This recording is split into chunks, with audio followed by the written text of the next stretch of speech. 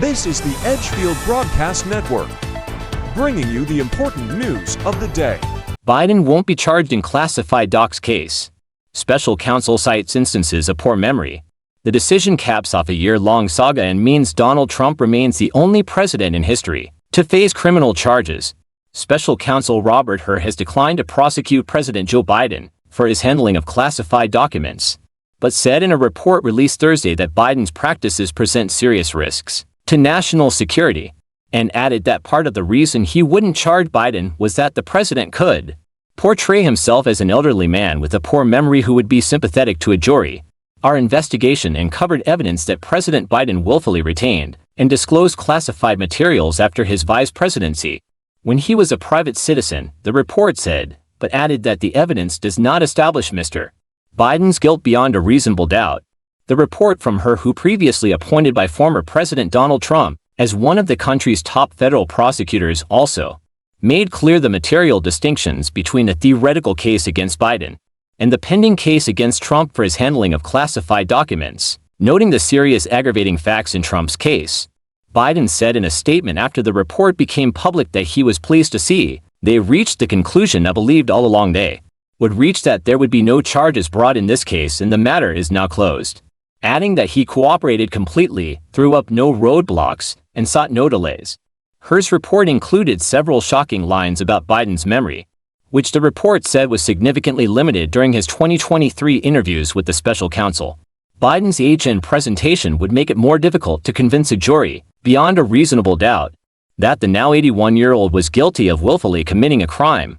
We have also considered that, at trial, Mr.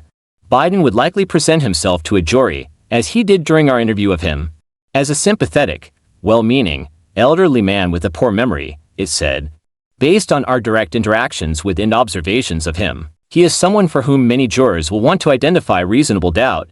It would be difficult to convince a jury that they should convict him, by then a former president well into his 80s, of a serious felony that requires a mental state of willfulness.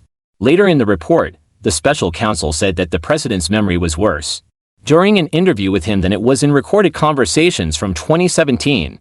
He did not remember when he was vice president, forgetting on the first day of the interview, when his term ended, if it was 2013, when did I stop being vice president, and forgetting on the second day of the interview when his term began in 2009, am I still vice president? The report said. Biden also had difficulty remembering the timing of his son Beau's death, as well as a debate about Afghanistan, the report said. He did not remember, even within several years, when his son Beau died, the report said. Defenders of the president quickly pointed out that he sat for the interview in the days after Hamas' October 7 attack on Israel. Biden, giving previously scheduled remarks on Thursday, appeared to nod to that, saying, "I was in the middle of handling an international crisis." He also added that he was especially pleased that the special counsel made clear the stark differences between this case and Donald Trump. In a Monday letter to Hur and his deputy special counsel, Richard Sauber, and Bob Bauer, Biden's personal counsel, disputed how the report characterized the president's memory. "We do not believe that the report's treatment of President Biden's memory is accurate or appropriate," Sauber and Bauer wrote in the letter, which was also released on Thursday. The report uses highly prejudicial language to describe a commonplace occurrence among witnesses, a lack of recall of years-old events. Separately, Sauber responded to the report by saying the White House is pleased it has concluded and that there were no criminal charges. As the special counsel report recognizes, the president fully cooperated from day one, he said in a statement. His team promptly self-reported the classified documents that were found to ensure that these documents were immediately returned to the government because the president knows that's where they belong. Sauber went on to appear to criticize the report but raised no specific points. "We disagree with a number of inaccurate and inappropriate comments in the special counsel's report," Sauber said in his statement. Nonetheless, the most important decision the special counsel made, that no charges are warranted, is firmly based on the facts and evidence.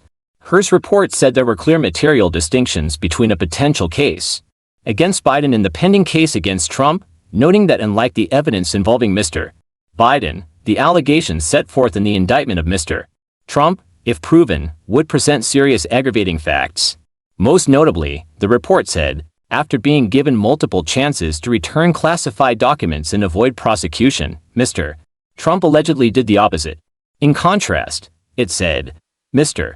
Biden turned in classified documents to the National Archives and the Department of Justice, consented to the search of multiple locations including his homes, sat for a voluntary interview, and in other ways cooperated with the investigation. Some of the report focuses on documents about Afghanistan from early in Barack Obama's presidency, about a month after Biden left office as vice president. In a recorded conversation with his ghostwriter in February 2017, Biden remarked that he'd just found all this classified stuff downstairs, the report said. He told him, "Some of this may be classified, so be careful." In one recording, Biden was believed to have been referring to classified documents about the Afghanistan troop surge in 2009, which Biden opposed.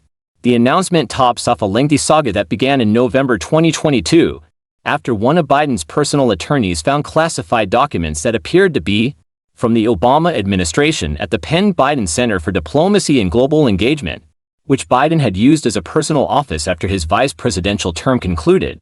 Classified documents were later also found at Biden's Delaware home. The existence of classified documents at Biden's home and former office were first reported in January 2023. CBS News first reported the existence of the documents at the Penn Biden Center. Attorney General Merrick Garland in January 2023 announced that he would appoint her as special counsel to oversee the investigation into Biden, saying the appointment authorized him to investigate whether any person or entity violated the law. In connection with this matter, Biden was interviewed in October as part of the investigation, the White House said. The interview was voluntary, according to White House spokesman Jan Sams. As we have said from the beginning, the President and the White House are cooperating with this investigation, and as it has been appropriate, we have provided relevant updates publicly, being as transparent as we can consistent with protecting and preserving the integrity of the investigation, Sams said at the time. NBC News has also previously reported that the special counsel had interviewed Hunter Biden as well, according to a source familiar with the matter. With her announcement, Donald Trump remains the only president in history to face criminal charges, which includes 7 criminal charges, in connection with mishandling classified documents found at Mar-a-Lago. According to the indictment in that case, Trump had more than 100 classified documents at his Florida home, including documents with top-secret classification markings.